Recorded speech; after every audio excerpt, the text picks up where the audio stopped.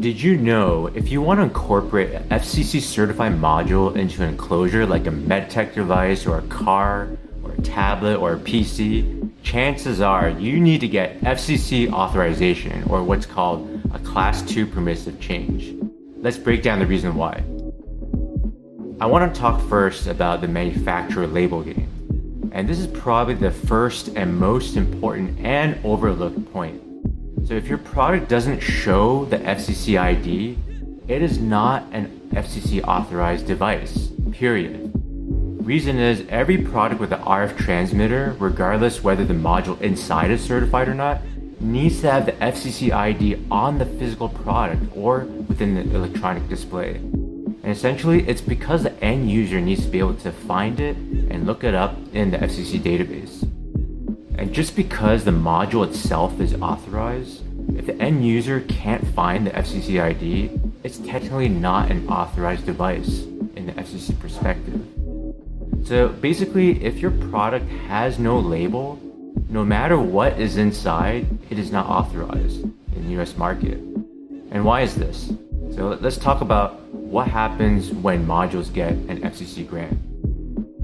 So when a module gets an FCC grant, it's only approved to be used under certain grant conditions.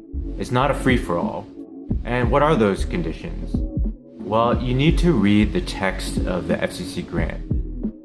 For example, some module grants say, this device must be installed and operated so as to provide a separation distance of at least 20 centimeters from all persons.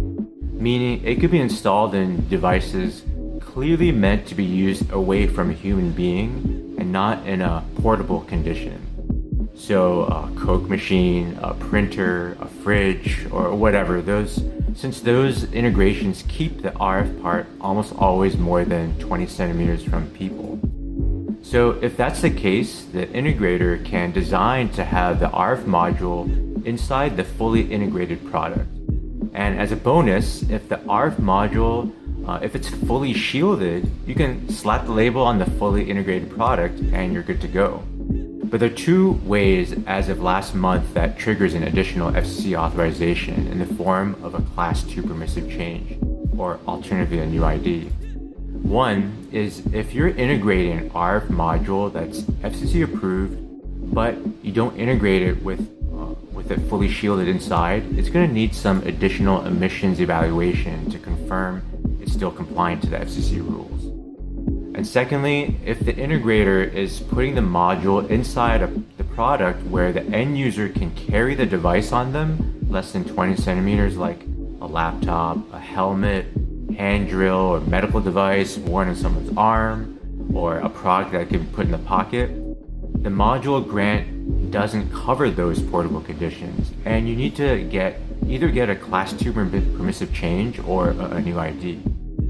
So in summary, as an integrator of RF modules, if you're covered under these scenarios, 1, you're following the existing FCC grant conditions for the module and your module is fully shielded, you're good. Or 2, you're following the existing FCC grant conditions and you submitted a Class 2 permissive change for an unshielded or partially shielded module, you're also good.